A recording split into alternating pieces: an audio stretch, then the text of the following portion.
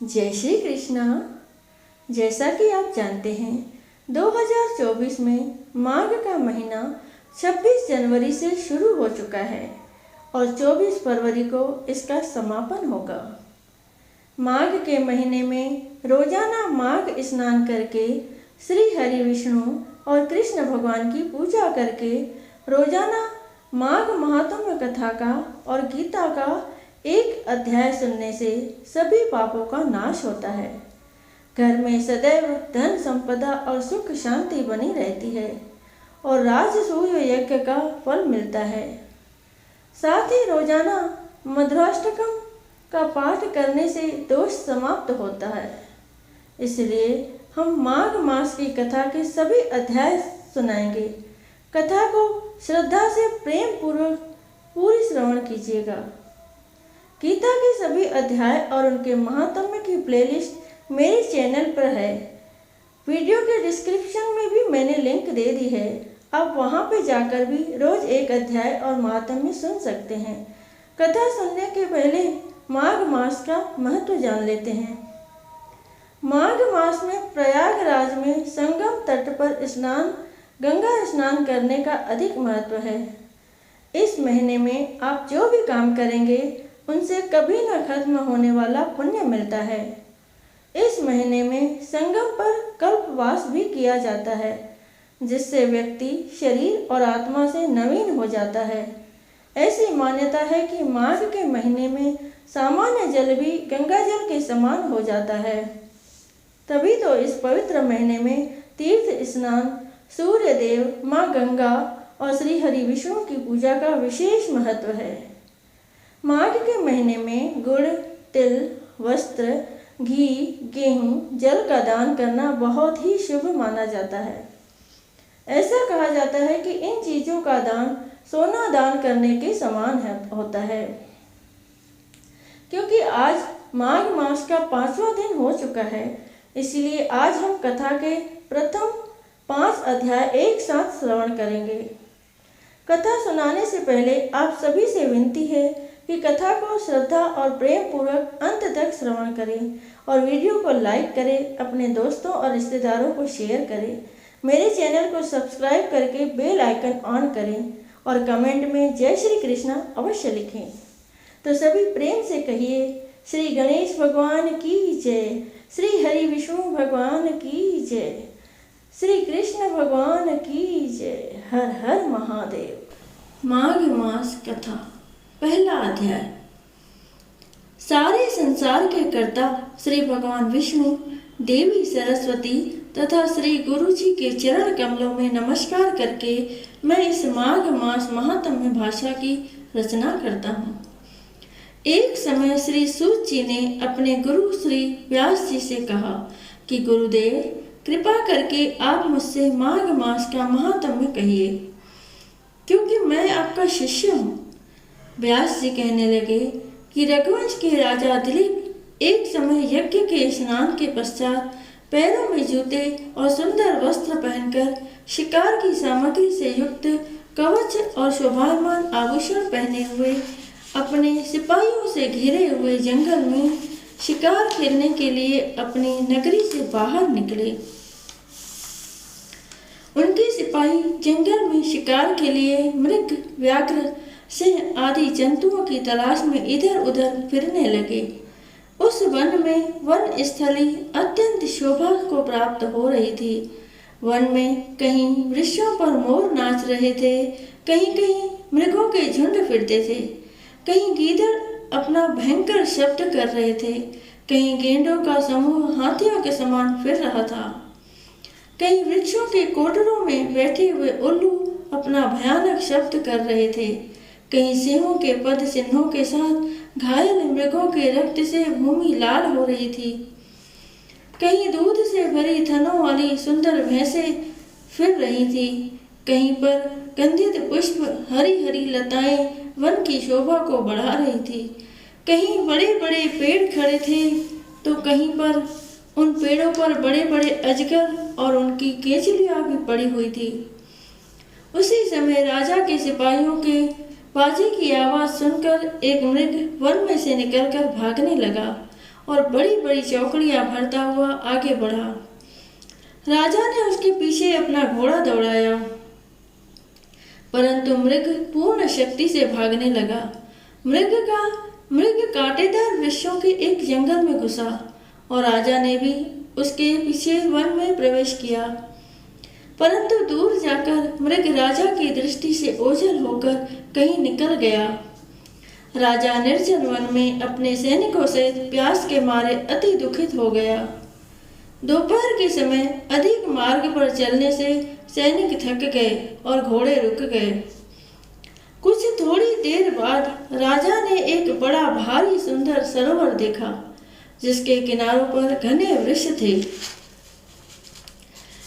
इसके जल सज्जनों के हृदय के समान स्वच्छ और पवित्र था। सरोवर का जल लहरों से बड़ा सुंदर लगता था।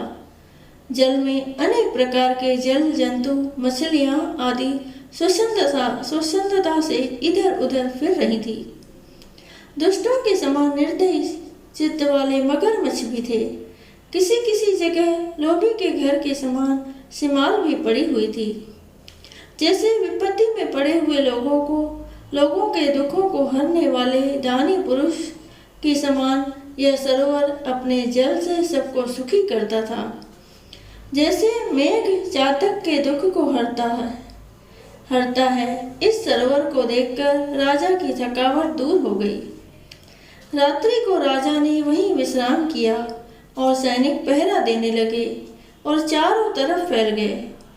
रात के अंतिम समय में शूकरों के एक झुंड ने आकर सरोवर में पानी पिया और कमल के झुंड के पास आया। तब शिकारियों ने सावधान होकर शूकरों पर आक्रमण किया और उनको मारकर पृथ्वी पर गिरा दिया। उस समय सब शिकारी कोलाहल करते हुए बड़ी प्रसन्नता के साथ राजा के पास गए और राजा प्रभात हुआ देखकर उनके साथ ही अपनी नगरी की तरफ चल पड़ा। रास्ते में एक तपस्वी को देखा, जिसका शरीर तपस्या और नियमों के कारण बिल्कुल सूख गया था, जो मृगशाला और वल्कल पहने हुए था और नख, रोम तथा केश धारण किए था।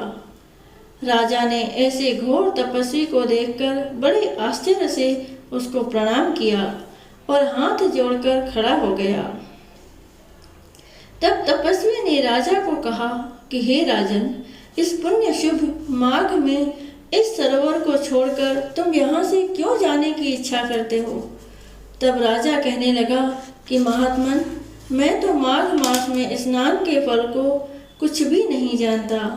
कृपा करके आप विस्तार पूर्वक मुझको बतलाएं। बोलो श्री कृष्ण भगवान की जय। माघ मास की कथा, दूसरा अध्याय। राजा के ऐसे वचन सुनकर तपस्वी कहने लगा कि राजन, भगवान सूर्य बहुत शीघ्र उदय होने वाले हैं, इसीलिए यह समय हमारे लिए स्नान का है, कथा का नहीं। सो आप स्नान करके अपने घर को जाओ और अपने गुरु श्री वशिष्ठ जी से इस महात्म्य को सुनो। इतना कहकर तपस्वी सरोवर में स्नान के लिए चले गए और राजा भी विधि पूर्वक सरोवर में स्नान करके अपने घर लौटा और रण्यवास में जाकर तपस्वी की सब कथा रानी को सुनाई। तब सूर्य कहने लगे कि महाराज, राजा ने अपने गुरु वशिष्ठ जी से क्या प्रश्न किया और उन्होंने क्या उत्तर दिया, सो कहिए। व्यास जी कहने लगे, हे सूर्य, राजा दिलीप ने रात्रि को सुख से सोकर प्रातः समय ही अपने गुरु वशिष्ठ जी के पास जाकर उनके चरणों को छूकर प्रणाम करके तपस्वी के बतलाए हुए प्रश्न को अति नम्रता से पूछा कि गुरु जी, अपने आचार, दंड, नीति, राज, धर्म तथा चारों वर्णों के चारों आश्रमों की क्रियाएं, दान और उनके विधान, यज्ञ और उनकी विधियां, व्रत, उनकी प्रतिष्ठा तथा भगवान विष्णु की आराधना अनेक प्रकार से तथा विस्तार पूर्वक मुझको बतलाई। अब मैं आपसे माघ मास के स्नान के महात्म्य को सुनना चाहता हूँ। सो हे तपोधन, नियम पूर्वक इसकी विधि समझाइए। गुरु वशिष्ठ जी कहने लगे कि हे राजन, तुमने दोनों लोकों के कल्याणकारी, वनवासी और गृहस्थियों के अंतःकरण को पवित्र करने वाले माघ मास के स्नान का बहुत सुंदर प्रश्न पूछा है। मकर राशि के सूर्य के आने पर माघ मास में स्नान का फल गौ, भूमि, तिल, वस्त्र, स्वर्ण, अन्न, घोड़ा आदि दानों तथा चंद्रयान और ब्रह्मकुर्ज व्रत आदि से भी अधिक होता है। वैशाख तथा कार्तिक में जप, दान, तप और यज्ञ बहुत फल देने वाले हैं, परंतु माघ मास में इनका फल बहुत ही अधिक होता है। माघ में स्नान करने वाला पुरुष राजा और मुक्ति के मार्ग को जानने वाला होता है। दिव्य दृष्टि वाले महात्माओं ने कहा है कि जो मनुष्य माघ मास में सकाम या भगवान के निमित्त नियम पूर्वक माघ मास में स्नान करता है वह अनंत फल वाला होता है। उसको शरीर की शुद्धि, प्रीति, ऐश्वर्य तथा चारों प्रकार के फलों की प्राप्ति होती है। अदिति ने 12 वर्ष तक मकर संक्रांति में अन्न त्याग कर स्नान किया। इससे तीनों लोकों को उज्जवल करने वाले 12 पुत्र उत्पन्न हुए। माघ में स्नान करने से ही रोहिणी, सुभगा, अरुंधति दानशील हुई और इंद्राणी के समान रूपवती होकर प्रसिद्ध हुई।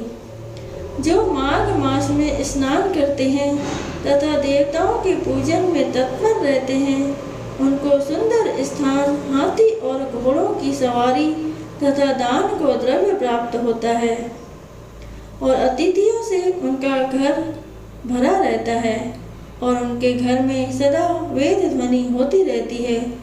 वह मनुष्य धन्य है जो माघ मास में स्नान करते हैं, दान देते हैं तथा व्रत और नियमों का पालन करते हैं। और दूसरे पुण्यों के क्षीण होने से मनुष्य स्वर्ग से वापस आ जाता है, परंतु जो मनुष्य माघ मास में स्नान करता है वह कभी स्वर्ग से वापस नहीं आता। इससे बढ़कर कोई नियम, तप, दान पवित्र और पाप नाशक नहीं है। भृगु जी ने मणि पर्वत पर विद्याधरों को यह सुनाया था। तब राजा ने कहा कि महान भृगु ऋषि ने कब मणि पर्वत पर विद्याधरों को उपदेश दिया था, सो बतलाइए। तब ऋषि जी कहने लगे कि राजन, एक समय 12 वर्ष तक वर्षा न होने के कारण सब प्रजा क्षीण होने के कारण संसार में बड़ी उद्विग्नता फैल गई।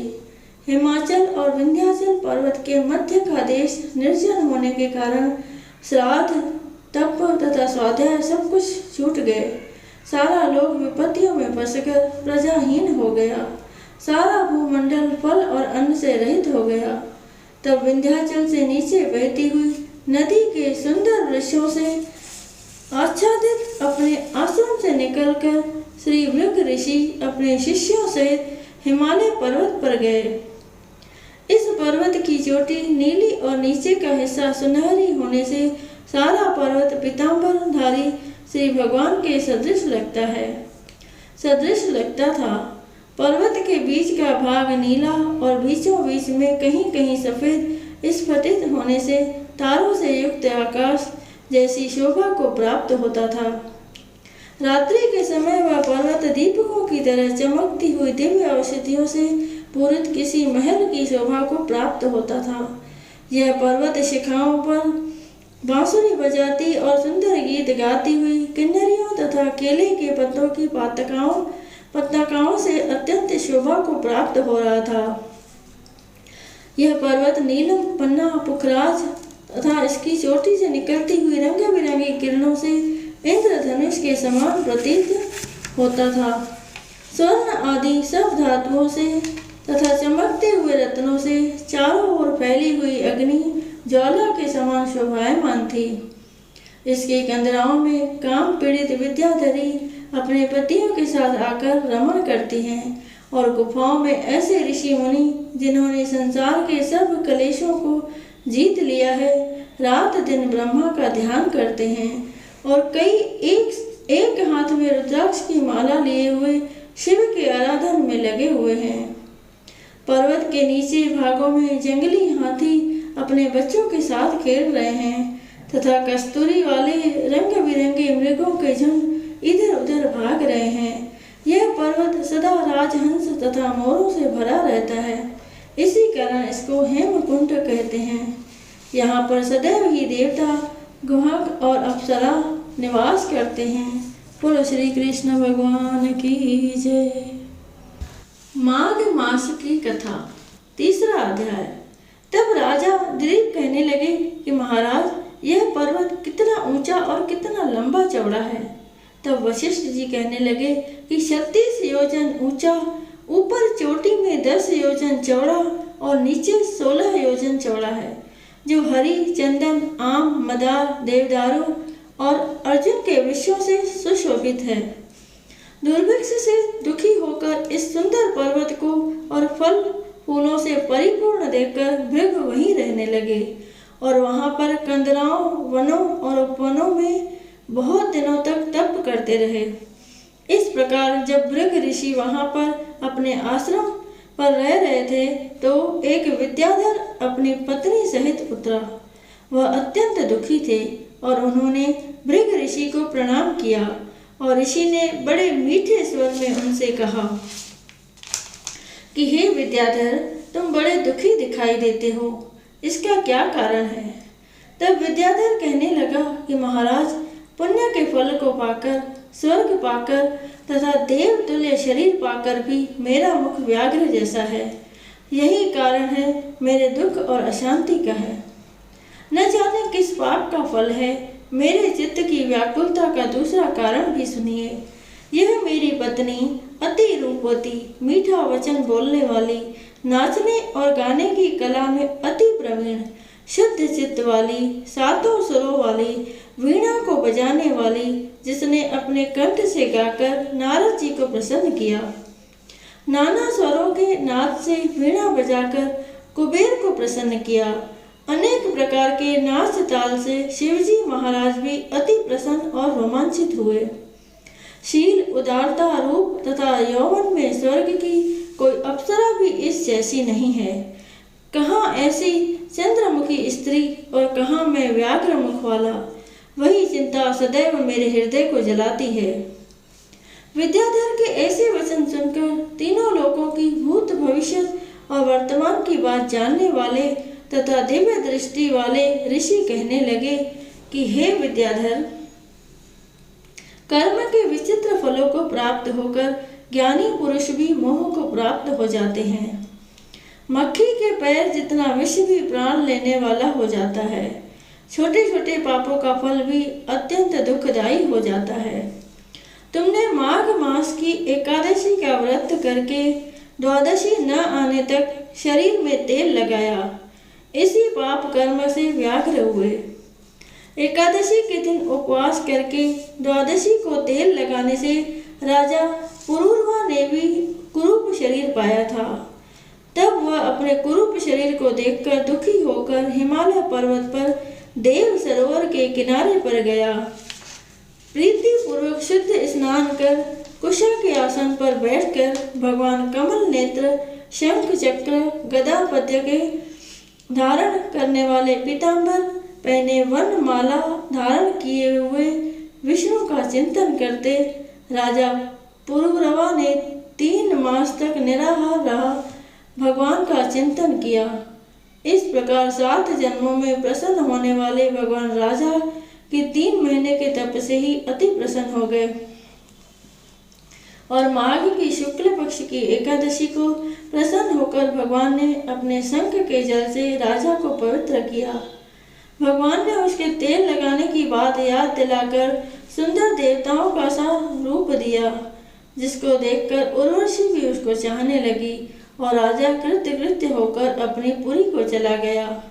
भृग ऋषि कहने लगे कि हे विद्याधर, इसीलिए तुम क्यों दुखी होते हो? यदि तुम अपना यह राक्षसी रूप छोड़ना चाहते हो तो मेरा कहना मानकर जल्दी ही पापों को नष्ट करने वाली हेमकूट नदी में माघ में स्नान करो, जहाँ पर ऋषि सिद्ध देवता निवास करते हैं। अब मैं इसकी विधि बतलाता हूँ। तुम्हारे भाग्य से माघ मास आज से 5वें दिन ही आने वाला है। पौष शुक्ल एकादशी से इस व्रत को आरंभ करो। भूमि में सोना, जितेंद्रिय रहकर दिन में 3 समय स्नान करके महीना भर निराहार रहो। सब भोगों का त्याग कर तीनों समय भगवान विष्णु का पूजन करो।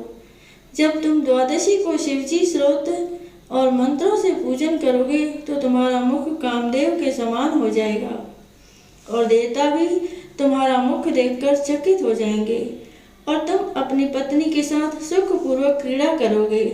माघ मास के प्रभाव को जानकर सदा माघ में स्नान करो। पाप और दरिद्रता से बचने के लिए मनुष्य को सदा यत्न से माघ मास का स्नान करना चाहिए। यह स्नान सब दानों और यज्ञों के फल को देता है और पापों का क्षय होता है। वशिष्ठ कहते हैं कि हे राजा, दिलीप की यह कथा भृग जी ने विद्याधर को सुनाई। माघ योगों से भी बढ़कर तथा यज्ञों से बढ़कर गर्जना करता है। पुष्कर, कुरुक्षेत्र, ब्रह्मावर्त, काशी, प्रयाग तथा गंगा सागर जैसे संगमों से मनुष्य को जो फल 10 वर्ष में मिलता है, उतना ही फल माघ में स्नान करने से 3 दिन में मनुष्य को मिलता है। इसमें संशय नहीं है कि चिरकाल तक स्वर्ग में रहने की इच्छा करने वाले मनुष्यों को सदा यत्न से माघ में स्नान करना चाहिए। आयु, आरोग्य, धन, रूप, कल्याण और गुण प्राप्त करने वालों को माघ का स्नान कभी नहीं छोड़ना चाहिए। स्नान करने वाला इस लोक तथा परलोक में सदा सुख पाता है। वशिष्ठ जी कहते हैं कि हे दिलीप, भृग जी के यह वचन सुनकर वह विद्याधर अपनी स्त्री सहित उसी स्थान पर पर्वत के झरने में माघ मास का स्नान करता रहा और उसके प्रभाव से उसका मुख देव सदृश हो गया और वह मणिगिरी पर्वत पर आनंद से रहने लगा। और भृग जी भी नियम की समाप्ति पर शिष्यों सहित इवा नदी के तट पर आ गए। बोलो श्री कृष्ण भगवान की जय। माघ मास की कथा, 4था अध्याय। श्री वशिष्ठ जी कहने लगे कि हे राजन, अब मैं माघ के उस महात्म्य को कहता हूँ जो कार्तवीर्य के पूछने पर दत्तात्रेय जी ने कहा था।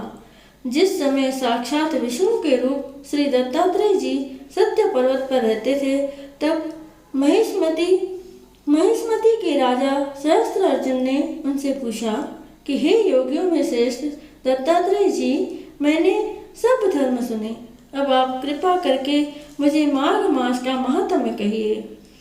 तब दत्तात्रेय जी बोले, जो नारद जी से ब्रह्मा जी ने कहा था वही माघ महात्म्य में तुमसे कहता हूँ।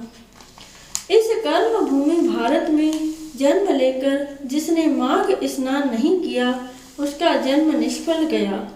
भगवान की प्रसन्नता, पापों के नाश और स्वर्ग की प्राप्ति के लिए माघ स्नान अवश्य करना चाहिए। यदि यह पुष्ट शुद्ध शरीर माघ स्नान के बिना ही रह जाए तो इसकी रक्षा करने से क्या लाभ। जल में बुलबुले के समान, मक्खी जैसे दुष्ट जंतु के समान यह शरीर माघ स्नान के बिना मरण समान है। विष्णु भगवान की पूजा न करने वाला ब्राह्मण, बिना दक्षिणा के श्राद्ध, ब्राह्मण रहित क्षेत्र, आचार रहित कुल, ये सब नाश के बराबर हैं। गर्व से धम का, क्रोध से तप का, गुरुजनों की सेवा न करने से स्त्री और ब्रह्मचारी, बिना जली अग्नि के हवन और बिना साक्षी के मुक्ति का नाश हो जाता है। जीविका के लिए कहने वाली कथा, अपने ही लिए बनाए हुए भोजन की क्रिया, शूद्र से भिक्षा लेकर किया हुआ यज्ञ तथा कंजूस का धन, यह सब नाश के कारण है। बिना अभ्यास और आलस्य वाली विद्या, असत्य वाणी, विरोध करने वाला राजा, जीविका के लिए तीर्थ यात्रा, जीविका के लिए व्रत, संदेह युक्त मंत्र का जप, व्यग्रचित्त होकर जप करना, वेद न जानने वाले को दान देना, संसार में नास्तिक मत ग्रहण करना, श्रद्धा बिना धार्मिक क्रिया, यह सब व्यर्थ है और जिस तरह दरिद्री का जीना व्यर्थ है, उसी तरह माघ स्नान के बिना मनुष्य का जीना व्यर्थ है। ब्रह्मघाती, सोना चुराने वाला, मदिरा पीने वाला, गुरु पत्नीगामी और इन चारों की संगति करने वाला माघ स्नान से पवित्र होता है। जल कहता है कि सूर्योदय से पहले जो मुझसे स्नान करता है, मैं उसके बड़े से बड़े पापों को नष्ट करता हूँ।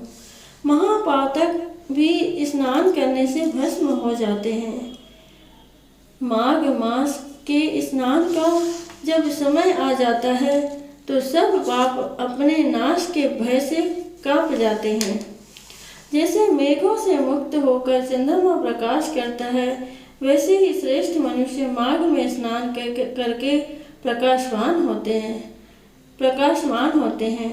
काया वाचा मनसा से किए हुए छोटे या बड़े, नए या पुराने, सभी पाप स्नान से नष्ट हो जाते हैं। आलस्य में बिना जाने जो पाप किए हों, वह भी नाश को प्राप्त होते हैं।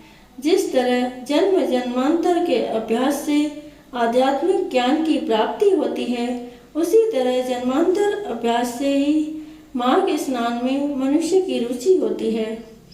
यह अपवित्रों को पवित्र करने वाला बड़ा तप और संसार रूपी कीचड़ को धोने की पवित्र वस्तु है।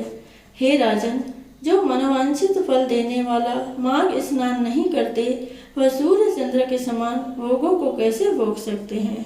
बोलो श्री कृष्ण भगवान की जय। माघ मास की कथा, 5वां अध्याय।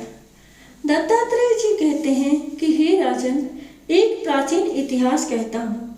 भृगुवंश में ऋषिका नाम की एक ब्राह्मणी थी, जो बाल्यकाल में ही विधवा हो गई थी।